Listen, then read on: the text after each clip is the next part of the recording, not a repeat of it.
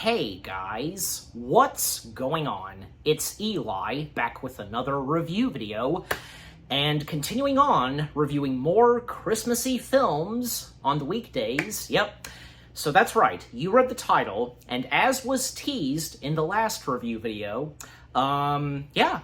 this one Christmassy movie remake, and one of the stars being a young Mara Wilson. Yeah. And not to mention, because this being a remake of the 1947 version. Yes, that's right. And not to mention, this Christmassy remake is celebrating its anniversary. Yep. From 1994, Miracle on 34th Street. Yes. Miracle on 34th Street. The remake of the 1947 version. Yep. Well, I'm glad to have finally seen/watched the remake. And, it seems as though that a lot of people, most of the time when, turning to Miracle on 34th Street, either they would go to, say, the 1947 version or this one. Yeah, from 1994. Yeah. I gotta say that the remake I thought was pretty delightful. Yeah. And shout out to my mom because she doesn't really like Miracle on 34th Street. I don't think either one. I think, because that goes for both. Why? Well, because something that happens to poor Santa Claus. I think you know exactly what it is. But obviously, for both versions, it ends off with a happy ending, and Santa okay in the end. You know what I'm saying? It's obvious. But I get it. I, of course, get it. And any of you out there that, as well, just like my mom, can't handle it either, finding it so sad and depressing with what happens to poor jolly old Saint Nick himself. Yeah. Well, the fact, because, it is actually Santa Claus in this movie. Yeah. But, overall, the first things I have to say about the remake, I thought it was a delightful, Christmassy remake of the classic, and with its cast and characters, and what goes on in the storyline, and and obviously, because, especially with the remake, having some very touching, heartwarming moments, and even some of the funny moments as well. Yeah, just overall, I really enjoyed and thought the remake of Miracle on 34th Street was a Christmas delight. Yeah. Okay, so with the first things I've had to say, my first thoughts and such, with that out of the way, as always, read the description / the story. 6-year-old Susan Walker is skeptical of the Christmas myth surrounding Santa Claus, a trait she perhaps learned from her mother, Dory. When tasked with hiring the Santa who will pose with kids at Macy's, Dory enlists a man with the curious name of Kris Kringle, who claims to be Santa himself. His aspirations are met with scoffs and threats of intuitionalization, if I'm pronouncing that right, a lot of words. But a younger lawyer, along with Susan and Dory, comes to his defense. Okay, so with that out of the way, first things I have to say before getting into the film itself, because, I think we all should acknowledge and know for the fact that one well-known writer who is absolutely no stranger to doing any holiday Christmassy films, rather if he had just written, produced, or directed, the late John Hughes himself. Yep. His involvement in the remake and him doing the screenplay. Yeah.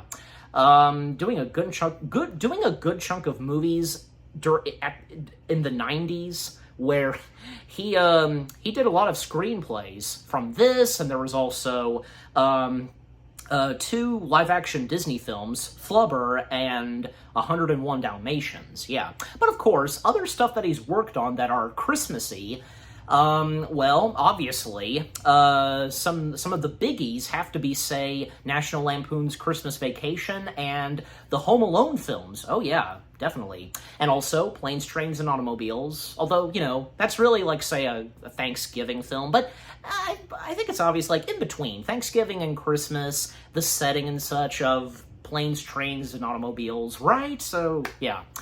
But, yeah.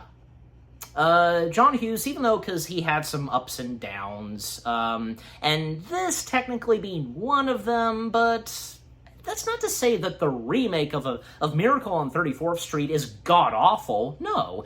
But, you know, in all honesty, of course it could never top off the original, okay? But again, that's not to say that it's disastrous or anything like that. No, it's again, I think it's a pretty delightful Christmas movie remake of the original. I'm sure some of you would agree too. Yeah, so gotta give credit to John Hughes, and he and the rest and those at 20th Century Fox doing the best they could with this remake. Yeah. Okay, so getting into the film itself, well, taking place where else? In New York City, in Manhattan.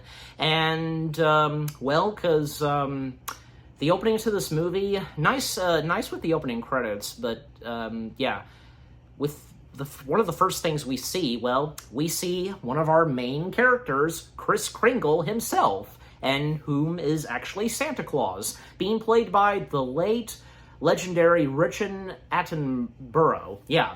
And, you know, especially doing this fresh off of after, say, directing Chaplin and being one of the main stars of the first Jurassic Park film. Yeah, right after those, he wound up in this, and you know what? How can you not love someone like Richard Attenborough and his acting, and especially what he brought to Kris Kringle in this? Just fantastic. He was really good at playing Kris Kringle and the Santa in the remake of Miracle on 34th Street. And at one point, because, well, he happens to come up to a stop sign, and we see a man by the name of Mr. Harper, who we would see very later on in this movie. He would have a very important part in this movie, but very later on, being played by the late legendary Robert Prowse. He's walking along with his grandson, and yeah, that's all he's credited. Grandson, being played by a young Casey Wurzbach, if I'm pronouncing that right by any chance. Again, you know me sometimes. The grandson looking up and, you know, turning to his grandpa and saying, ask him, and, you know, shh, and, you know, then when he finally gives in, you know, he thinks that you're actually Santa Claus, and them, both of them laughing, and then he, you know, lowers down and tells the grandson, I am. So, and just so happens that on that same day, the Thanksgiving Day Parade is happening. And also because not being named Macy's in this, but Kohl's, yeah. And it's the Kohl's Thanksgiving Day Parade. I take it they didn't want to get sued by Macy's. I don't know. But, come on, I mean, it's a fictional movie. It seems acceptable, not actually being Macy's. Come on, you know. And one of the main people running Kohl's is Dory Walker, being played by good old Elizabeth Perkins. Yeah, so the Kohl's Thanksgiving Day Parade happening, and, well, it just so happens that Kris Kringle is there, and he's helping out, well, the Santa that's supposed to, you know, be the Santa for the Thanksgiving Day Parade, and he's pretty much not doing so good, you know, because Kris Kringle, like, he was giving him some whip practice, demonstrating how to use the whip, and, you know, when it comes to the reindeer, on Dasher and Prancer, yeah, you know, that whole thing. And, well, because Kris Kringle happens to notice that, and manages to spot where, yeah, the Santa that's supposed to, be out on the Thanksgiving Day parade, is drinking some whiskey and such. Well, I mean, him saying to Chris that, to keep himself warm, but that's no excuse. Like, that still doesn't help the fact that he's drinking and being very upset by this, confronting him, and, should be ashamed of himself. And, that's Santa, being played by Jack McGee. Yeah, Jack McGee. He plays Tony Falassi, if I'm saying that right. Who was, at the time, the Santa for Coles.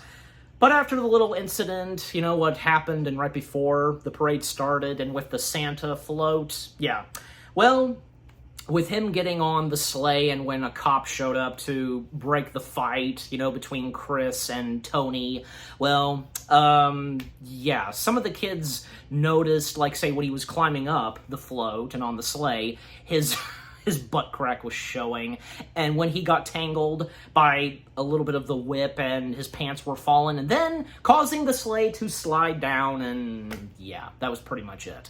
And by that point, because, Chris had walked away, and Dory's showing up because they happened to catch this on the monitors, that Chris was on the float, and when he was demonstrating how to specifically use the whip to Tony. And Dory making her way there, and, what are they supposed to do now? They have to have a Santa, or the children will be disappointed. And that's when she chases after Kris Kringle and, just with no time to lose, hires him on the spot that, he's going to be the Santa for the Thanksgiving Day parade. And a little later on, he would become the new Santa for Coles. Yeah.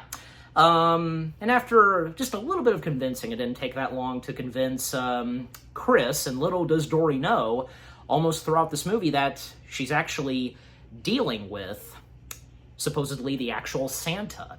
Yeah. Chris, he accepts happily, and, it doesn't take too long for him to be praised as a fantastic Santa, and when he is hired at Kohl's. And this happens to get the attention of another competitor in the shopping business competitor, store business, shopping business, etc.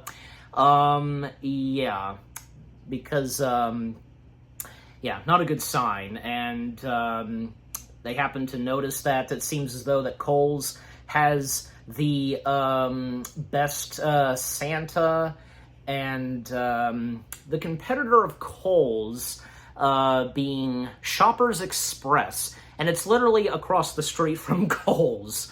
Yeah. And the owner being Victor, I hate it. I hate it when when IMDb sometimes does this, because as always, having IMDb pulled up, Victor Landberg, who is the owner of Shoppers Express, being played by Josh Ackland. Yeah. And for some reason, he's uncredited.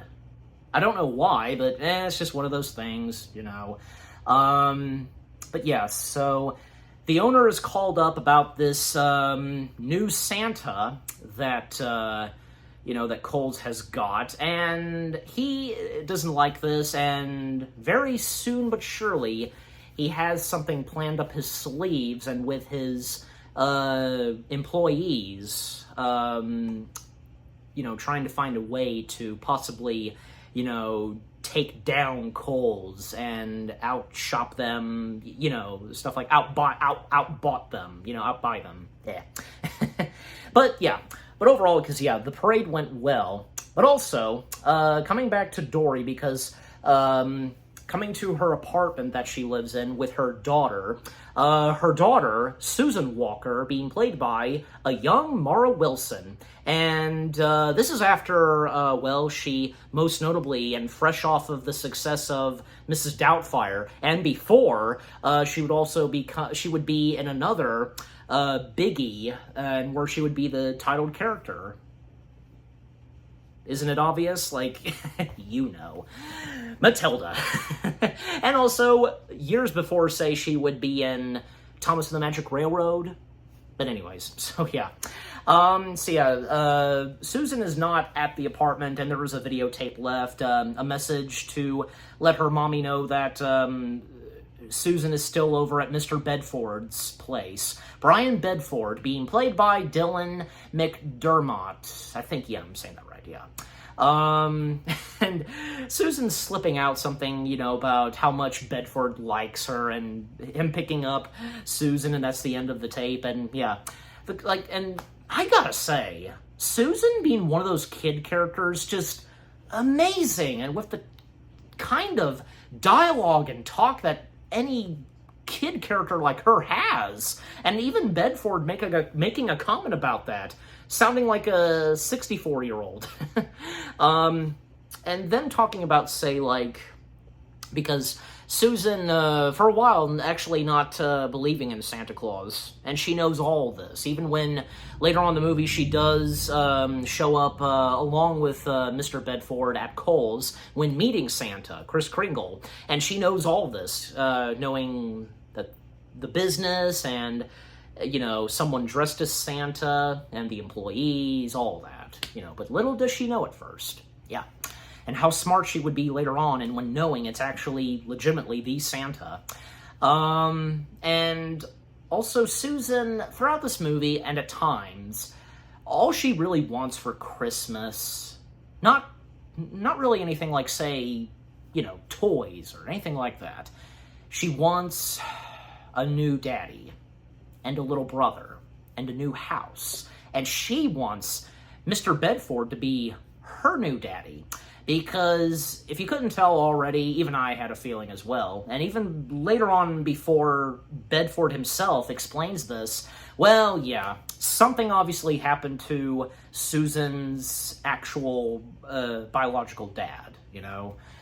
Yeah, I mean, and if you also couldn't figure this out already, like, you know what, I have a good feeling, and yeah, I thought so, and when it is explained later on, but until I get to that. So, yeah, Dory showing up, and, because, like, the relationship between Dory and Brian, even though, they don't, like, really start to hit it off that quick and such, well, Brian, because he really cares for Dory, as well as her little girl. And even when Brian later on says that, you know, feeling that Susan is like a daughter to him too. Yeah, a little girl to him. Yeah, but overall, because great chemistries and such sometimes between Dory and Brian, yeah. But anyways, but yeah, so, and speed things up, because sooner or later, Kris Kringle, after filling in and being the Santa for this year's Kohl's Thanksgiving, he becomes the new Santa. Yep, the new Santa at the Kohl's shopping place on 34th Street. And also, to go ahead and mention this, it's established a few times where Kris currently lives in New York. 114th Street, yeah, pretty sure that's the correct one, yeah. Yeah, so, and not to mention that when he's hired and becomes the new Santa of Kohl's shopping center, well, he even brought along his own Santa wardrobe, and very nicely designed, and with gold buttons and stuff like that, and yeah, because everything goes pretty well. Not long after, you know, sooner or later, at the shop, and the kids coming in, and obviously because, you know, they're marveled by what's on display, and also meeting Santa Claus himself, and little do the kids know that it's actually Santa they're meeting. And yeah, just some great moments that happen, like at times when, you know, he has some kids sit on his lap. Even when, say, a few of the mothers come up and tell Santa that what the kids specifically asked for and how much it costs. And Santa, Kris Kringle, recommending that maybe they, like, to some of them, that they should probably go to Shoppers Express. And, you know, to Santa, what he says, you know, it doesn't matter, you know, like, which shop preferring to, which store to go to. Just, you know, just overall get the toy and whatever it is, you know, and to make the kid happy, you know, and what he says, and you get the point. Yeah, it doesn't matter. So, But, you know, some of the mothers like pointing out to the employees, and even say one of the higher ups, you know, at Kohl's, he has a mustache. That being, Shellhammer, being played by Simon Jones. Because when he's informed about this, and when he then informs Mrs. Walker, Dory, about this, and, well, something hits them, most notably Miss Walker, that maybe they should do something about this and take the advice that they've heard from Santa and what Kris Kringle is slowly but surely starting to bring to Kohl's and making them a, you know, much better shopping place, especially for the holidays. And by turning this to C.F. Kohl, yeah, Mr. Kohl, the head and founder of the Kohl's shopping, being played by the late William Wyndham. For us Trekkies, me being one of them, of course, we would know him best as Commodore Decker. Yeah, Decker almost slipped out of my head, but thank goodness I quickly remembered. Commodore Decker from Star Trek, the original series, Season 2, The Doomsday Machine, really good one. Yeah, so him as Commodore Decker, and a bunch of other roles that he's been really good at playing. Like, also, for us Twilight Zone fans, being in the episode with the 5 characters, and him being a marshal, general, you know, that one. And he also remember he did a bit of voice work in a Sonic the Hedgehog material, I believe, yeah, Sonic Underground. I believe it was Sonic's uncle, grandpa? Well, I'm sure you know what I'm talking about, if by any chance you know, and you Sonic fanatics like me. But anyways, so yeah, point being, yeah, the late William Wyndham playing the founder of Kohl's, Mr. Kohl. And when Mrs. Walker and Shellhammer, that's a heck of a name for that character, they turn this to Mr. Kohl about what has been happening, and maybe they should do something about this, because what their new Santa's doing, and, you know, if we don't have it, we'll get it for you, the new tagline that they have, and it doesn't take that long for Mr. Kohl to actually like this idea. Yeah, so sure enough, that's what they do. Yep. However, coming back to Shoppers Express, well, them not being pleased by this, and they're going to do whatever it takes to take down Kohl's, to outbuy them, and to, you know, do whatever it takes to, you know, dispose of this new Santa Claus that they have. And some of the members of Shoppers Express, being, say, Jack Duff, being played by James Remar, yeah. Alberta Leonard, being played by Jane Leavies, a.k.a. Daphne from Frasier, yep. I had a feeling, and when watching this movie, like, is that who I think it is? And yeah, okay, yeah, it is her, because I had a feeling, because, you know, how can you not identify a face, you know, like Jane Leaves from some, you know, one of the main cast members of Frasier. This is Frasier we're talking about. You know, especially since she did this movie right after Frasier started, a year before this movie came out. Yeah, it's true, so yeah.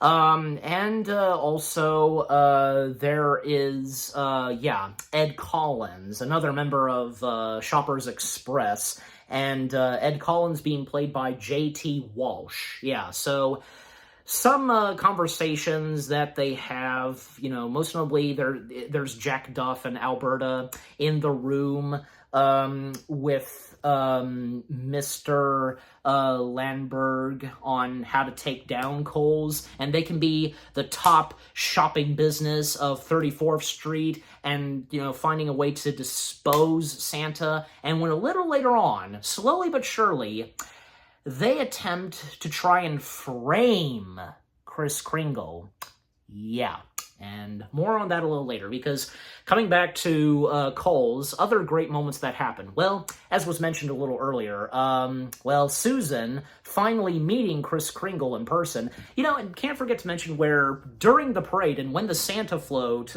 being the last floats, coming up to where Susan was with Mr. Bedford, Kris Kringle happened to notice up top and seeing Susan, and just, giving her a blow kiss and such, and yeah, her being a little shocked and so on. But when it came to her meeting Kris Kringle at Cole's, well, man, the conversation and dialogue that each of them have, and Susan telling Kris, and still, she doesn't believe, saying to him that, she knows that, he's not Santa, and she knows all of this business and such that her mommy runs, and also, but, at least they get along pretty well, and even Kris lets Susan, yank a little bit of his beard, and it's not fake, no, it's not fake at all, and also complimenting on his lovely Santa wardrobe, and when it comes to her, when he asks her what does she want for Christmas, well, all that she really wants, and as I said, a daddy, a baby brother, and a new house, yeah. And if it is possible for Kris, but a little later on when that happens, and until I get there. Yeah. And also, more of the kids that sit on Santa's lap. I've seen this clip before. I have. And I'm sure a good chunk of you would know this one specific scene, that comes from the remake. And you know what? It is a beautiful moment. It really is. Oh, yeah. Where Santa, a kid that sits on his lap, a little girl, and the mother informing Santa that she's deaf, and she just wanted to meet and say hi to Santa.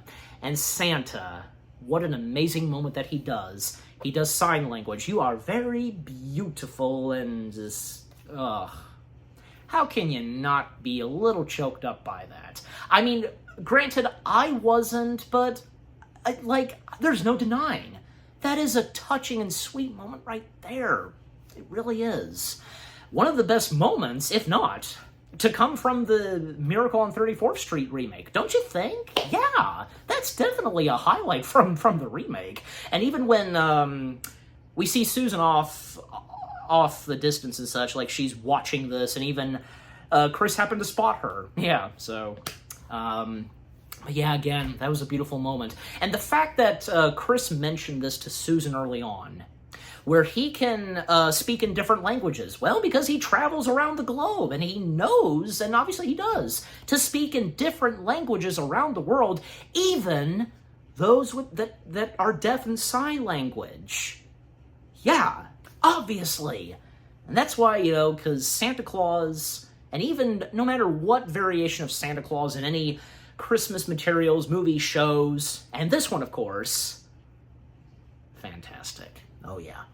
So, yeah, again, that was a beautiful moment right there with the little deaf girl. And, well, after that, and to speed things up, because, well, coming back to Brian, because he is determined, and he's really expressing interest and wants to take Dory out on a date, in the evening time, roaming around some of the streets of Manhattan/New York, and Brian even it tells Dory that he can have all that arranged, someone to babysit her daughter while they are out for the night, and who else to babysit Susan than, well, Kris Kringle, of course, yeah.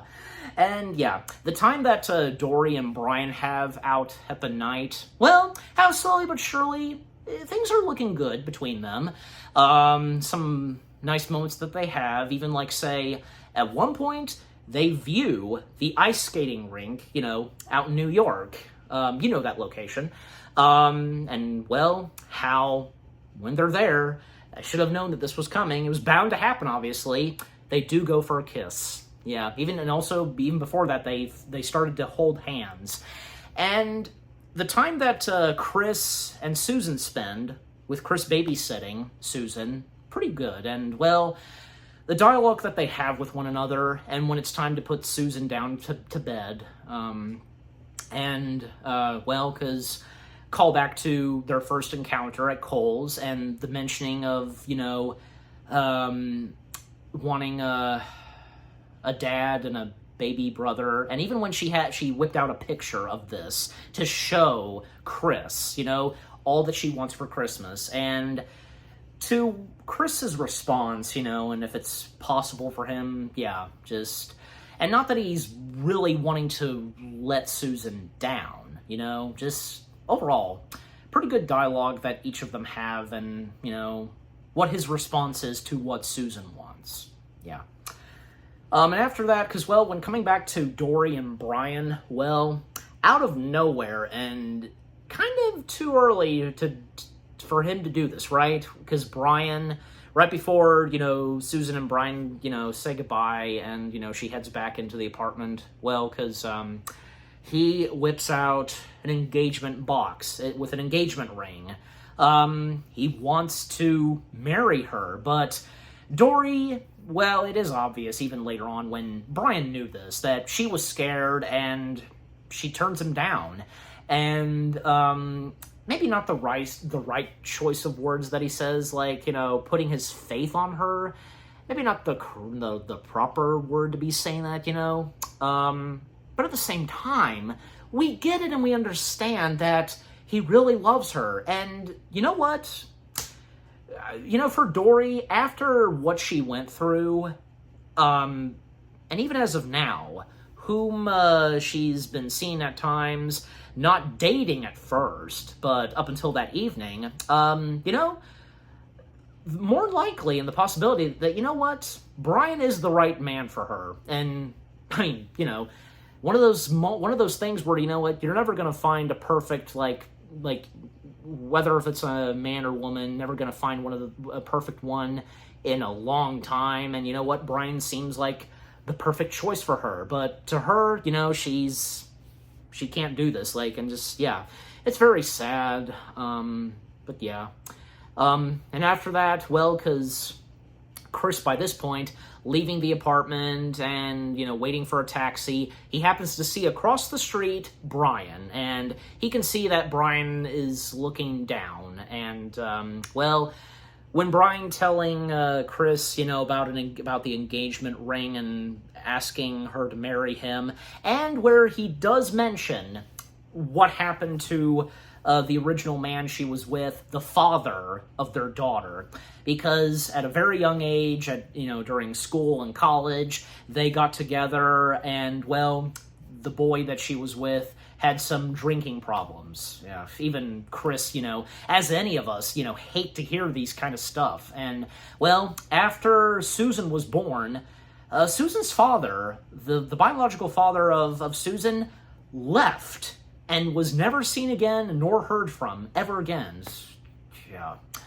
And, because, again, Chris hating to hear all this and feeling bad, and some dialogue and good words that he gives to Brian on, because of what has happened this evening and with him proposing. Yeah, even a mentioning of the Tooth Fairy, it's pretty funny. But a good point on mentioning the Tooth Fairy from Chris. And, sure enough, because, the taxi arrives, and, making his way back to where he's currently living and such. Yeah. But also, coming back to those from Shoppers Express, because their attempt to take down Kohl's and to do whatever it takes, to do something about this new Santa that Kohl's has, as I mentioned, and them plotting to frame Chris. And at one point, because one of the Shoppers Express members, which being, I think, Jack Duff, meets with the original Santa at used to work at Kohl's, Tony. Because at a bar, we see a bunch of other guys along with Tony dressed as Santa, and them being drunk and such, and Tony being approached by Jack, basically hiring him to take down and in any way to frame Chris and lending him some money. And on that money, well, we happen to see something very important that would be mentioned later on and towards the end of the movie, on the piece of money, which being In God We Trust. Again, more on that later. But yeah, again, Tony being hired to, try to take down and frame Chris. But even before that, because, well, one of the first attempts, well, actually, because Jack and Alberta, they approached Chris one evening.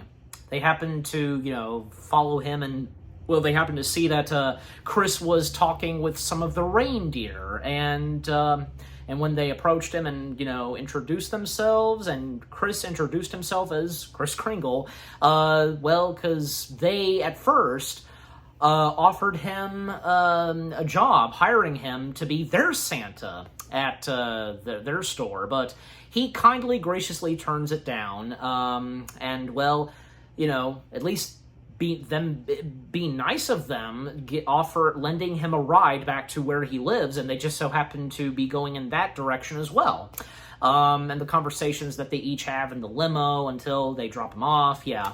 But when it comes to, say, when they try to strike and take him down, yeah, because, well, back at Kohl's, Tony, basically just approaching, crossing the line and, basically, telling the kids that Santa's fake and trying to get Santa on his nerves and such, and almost, Santa going to attack him with his cane.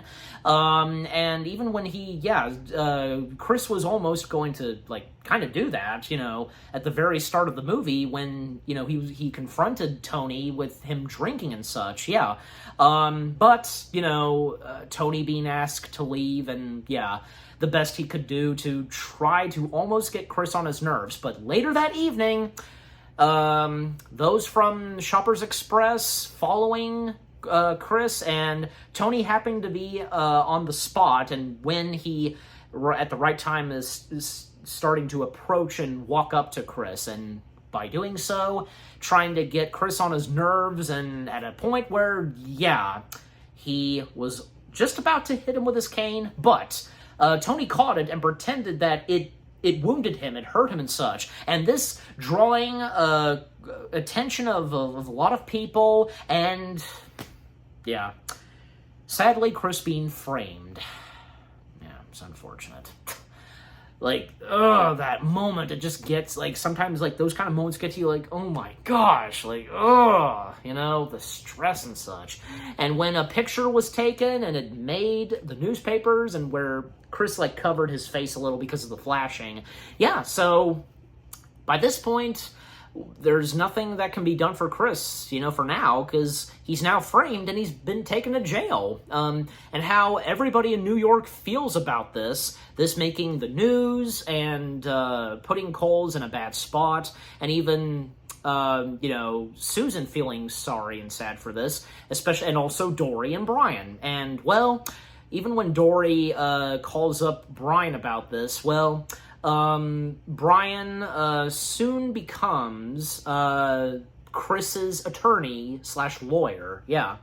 And there's a meeting with Mr. Collins, Ed Collins, with the judge, which being Harper, yeah. Harper is the judge, one of the top judges and such of New York, and talking and discussing about Chris, and when Brian steps in the picture and tells Judge Harper that he is Chris's attorney, and to prove that Chris is not delusional, crazy, and all that jazz, yeah. And yeah, just throughout the rest of this movie, them attempting to prove that Chris is innocent and not guilty, and he's not crazy, delusional, and, well, gonna try to convince everybody that he actually is Santa Claus. And even when Brian visits Chris in prison, well, he even assures Chris, and somehow, yeah, the cops and those in New York, not everybody, but still, according to Brian, telling Chris that they know that he is not, guilty and such. They are aware. to what Brian tells Chris. And Chris, he jumps on board, of course, and yeah, they're going to do whatever it takes to prove that he is innocent, and if by any chance they can also prove this, that he is in fact Santa Claus.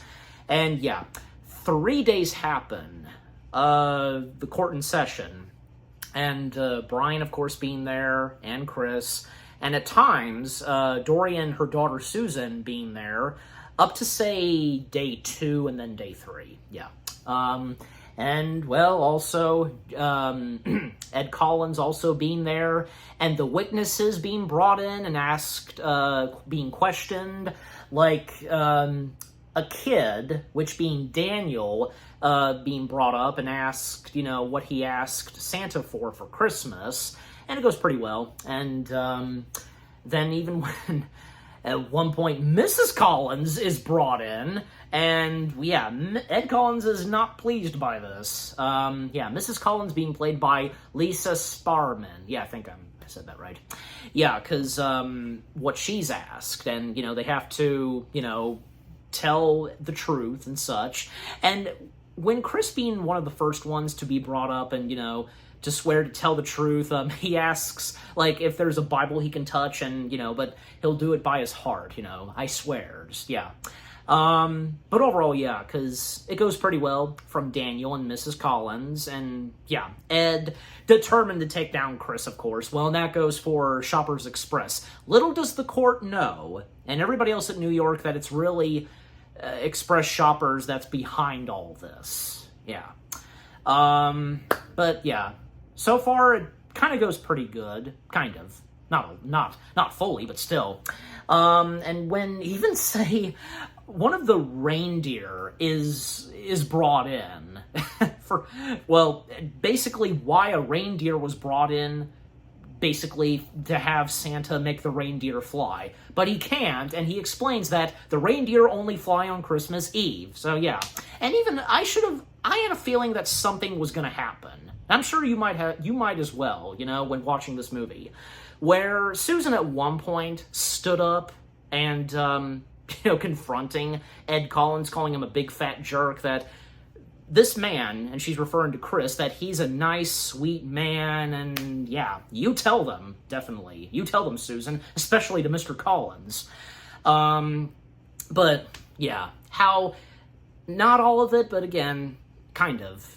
Things looking okay, you know, and with what goes on with Chris, but especially, at times, Ed Collins is trying to get Chris to snap and just do something, you know? And when Brian telling Chris to stand down and just to keep it together, yeah.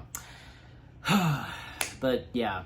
Also, to name some of the other cast members of this movie, some I didn't even realize. How did I not even know that one of them makes a cameo in this? Well, yeah, because one of the women characters, and yeah, one of them, you know, informing Shellhammer what Santa said early on about, you know, like going to a different shopping place, you know, as I brought up earlier. One of them being a cameo by Allison Janney. Yeah. I don't know how I didn't recognize her. Jeez. Well, we have one of the, we have those moments where it doesn't come to your mind and just cross your mind that, oh, it's What's-in-Face. Yeah. And also, some of the other, like, women characters, you know, some of them being mothers, like, Mother being as she's credited, being played by Catherine Narducci, if I'm saying her last name right. There's also Marina Foy being played by Mary McCormack, I think I'm saying that right, yeah. The Doorman being played by Alvin Greenman, and there's also a cop, as he's just called and credited, being played by Peter Garrity, Dr. Hunter being played by Brian Pavine, and there's also Balith, if I'm saying that right, being played by Joe Pendangelo. Yeah, I think I got that right. I presume, yeah, because that's the guy from the I think so. No, because well, someone from a church is brought in for questioning as well. I presume that's him. Yeah, I'm pretty sure. Yeah. And there's also, oh yeah, because, oh, no, this is him, yeah, Dr. Hunter, yeah. Well, anyways, and also the little deaf girl that I mentioned, she was played by a young, Samantha Krieger, if I'm saying that right, yeah, and one character by the name of Orderly, being played by Horatio Sons, and there's Court Clerk being played by Kimberly Smith, another Santa, as he's credited, being played by Mike Bassarella, if I'm saying that right, and others from Businessman, Little Girl, Little Boy, one that's just credited as Boy, Another Mother, Band Director, certain secondary characters, how they're sometimes credited and called, it is, oh well, it is what it is, but anyways. And some of the news anchors, yeah, because some of them being Rosanna Scotto, Michelle Marsh, Joe Moskowitz, yeah, Lester Holt, Susie Park, and Janet Koss, if I'm saying that right. Yeah, it's obvious that movies would once in a while actually have actual news anchors and reporters, right? So, yeah. And some of them that were uncredited, like two other reporters, being Melinda Chilton and Peter D. Aliso, if I'm saying that right? Yeah. But anyway, so, yeah. So, continuing on, and to speed things up still, because, yeah, how it's kind of a mix between looking good and bad for Chris, and at a certain point, and right before the third and final day, well, the judge asked Brian to wait in the courtroom so they can talk, and, Judge Harper, because, he's wanting to believe, and he actually is wanting to help and prove that Chris is not guilty and such, but the position and so on that he's in, However, Brian happened to point this out and notice something, but, he basically confronts Judge Harper that what is killing Kris Kringle is money, greed, and so on. And Judge Harper's response, yeah, well point, but, but it can't really, it just, what Judge Harper says, he makes an honest point, his response to what Brian confronted him about before walking out the doors. And Brian, happening to notice on the piece of a $1 bill, well, as we saw early on in the film, "In God We Trust." Yeah, and something hits and occurs Brian, and up at the third and final day of court, well, Susan walking up straight to the judge and giving him a Christmas card. Very sweet of her, but something in that card, and when he opens it, well, Merry Christmas and such, but the $1 bill is in there, and, well, basically circling the words, "In God We Trust," and it occurs, Judge Harper, and the speech that he gives, and, we're not here to discuss, if there's a God and stuff like that, but, with the words, "In God We Trust," that being a very important part, the official motto of the United States, yeah, the government,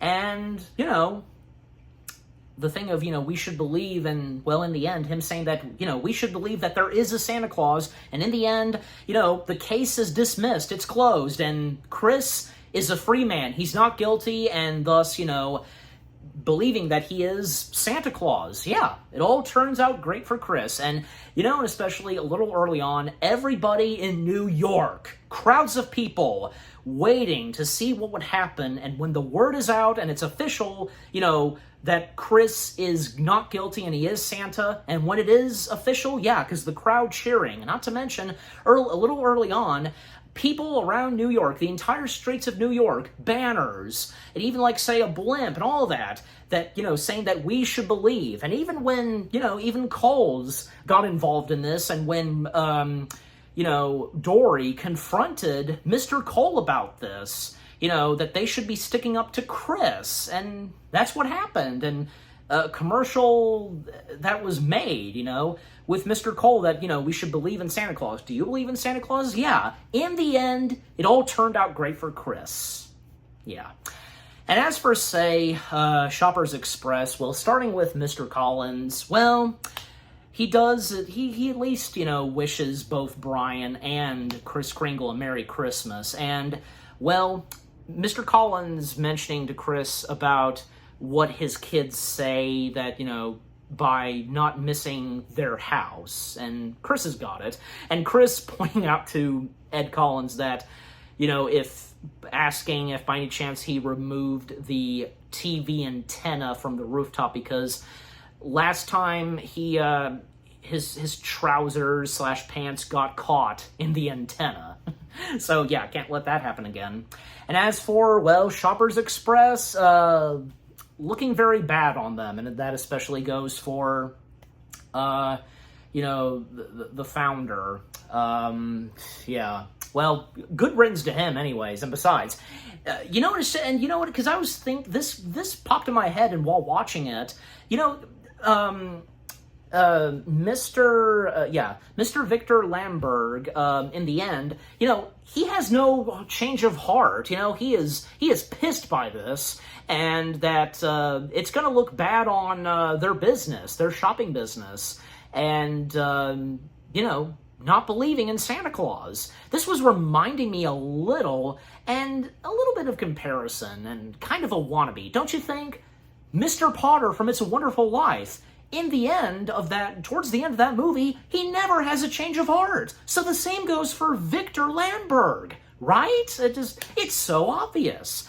But that is except for some of the Shoppers Express members, Jack Duff and Alberta Leonard. They happen to be hiding badges, stickers, they believe. Yeah, so nice that they have some change of heart, that they believe in Santa Claus. But, well, so much for Victor Lamberg. Good riddance to him. Never has a change of heart, and how evil of a guy he is. A jerk,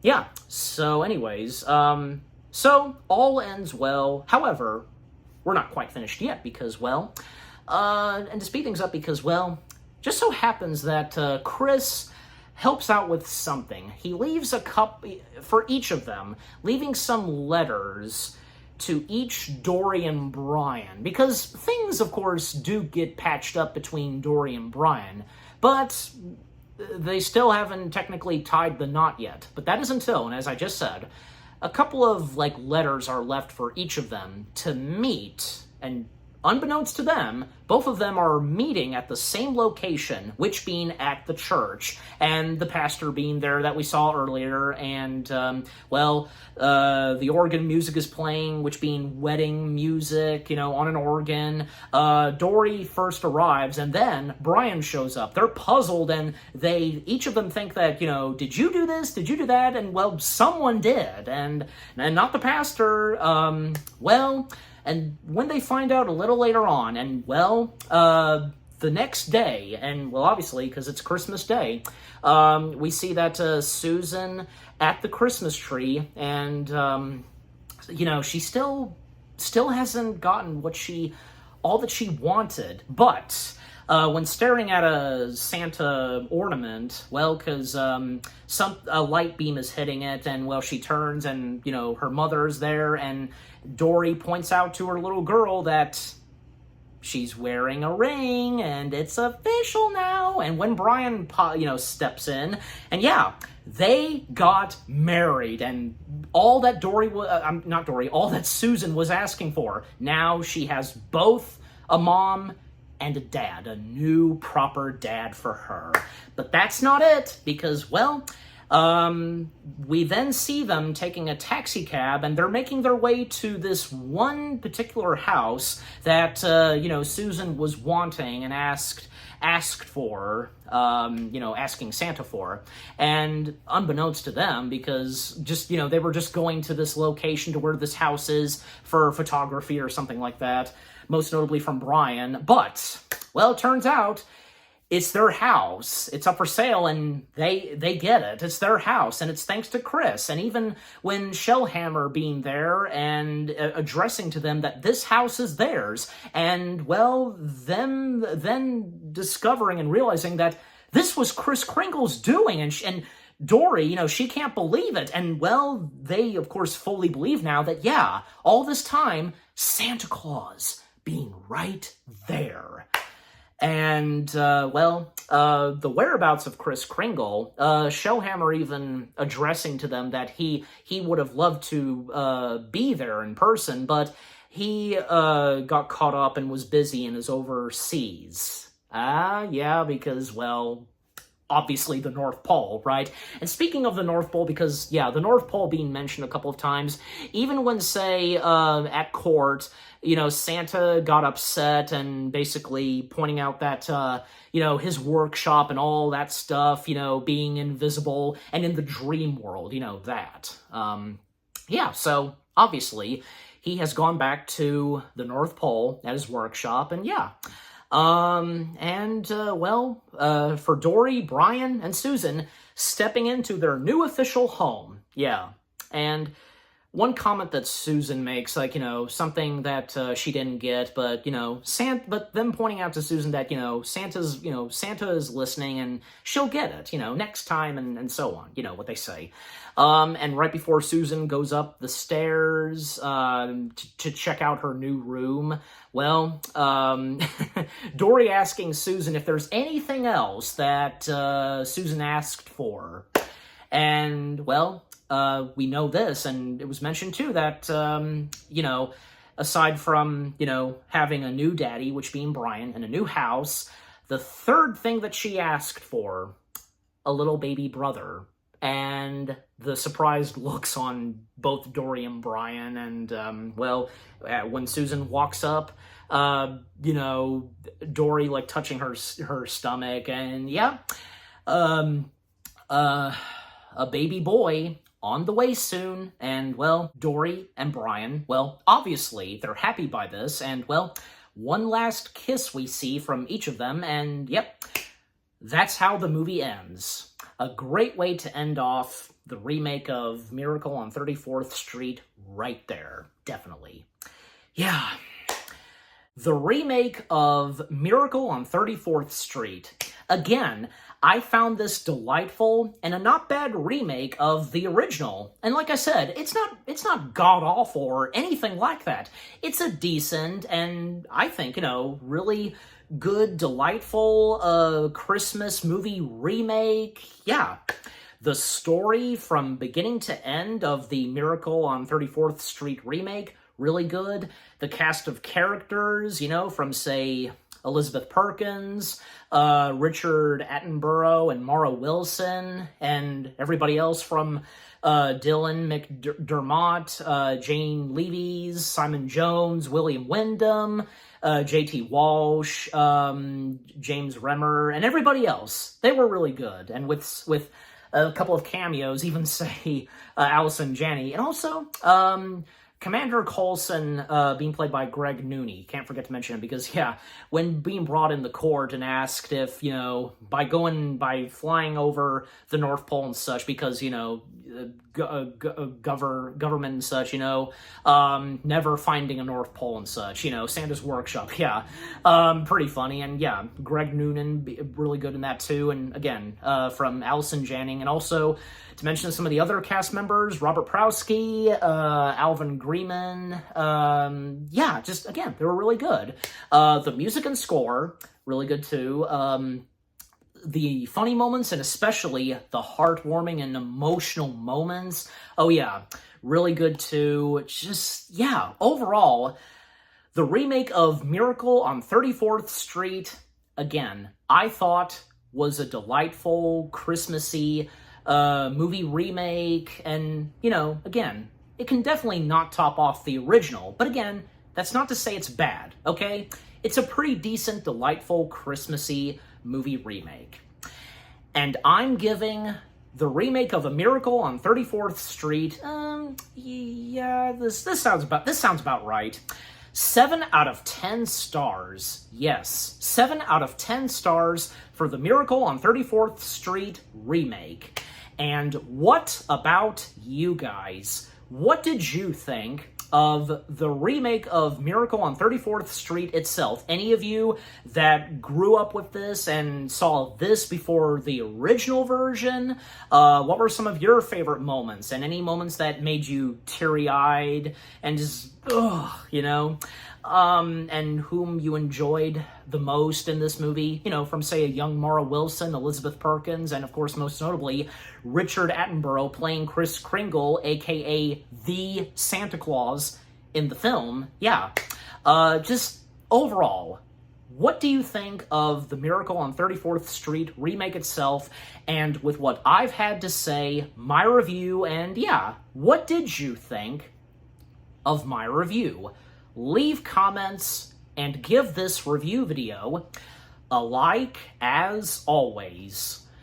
And so, with all that being said, thank you very much for watching.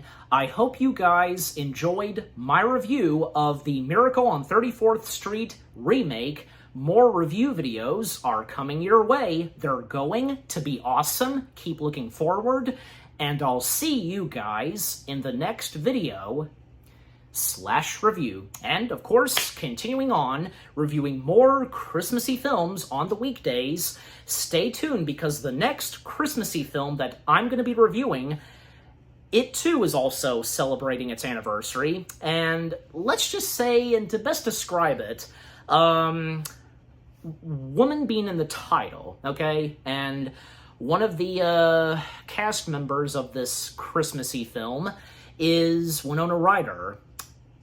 I'm sure possibly some of you know what I'm talking about. And best way I can describe it, okay? But yeah, again, stay tuned for that. Take care, happy anniversary to the Miracle on 34th Street remake, and peace out.